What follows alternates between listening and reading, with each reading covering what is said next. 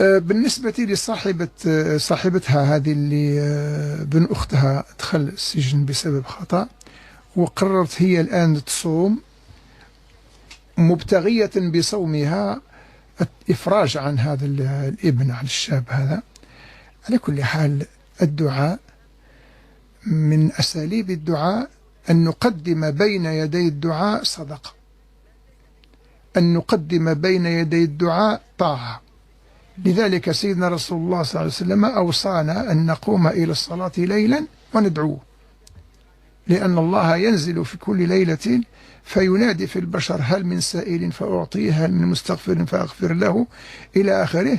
فإذا من قدمت صوما داعية الله تعالى فهذا مشروع لا ننكر عليها، والله أعلم. لكن يريد أنها تصوم لله، لا تربط صومها بشيء، تصوم لله، لأن من أسباب قبول العبادة الإخلاص لله، الموافقة لشرع الله، يعني الموافقة لفعل النبي صلى الله عليه وسلم، مع الإخلاص أن يكون هذا العمل، أن تكون هذه العبادة لا يبتغى بها سوى الله سبحانه، وما أمروا إلا ليعبدوا الله مخلصين له الدين.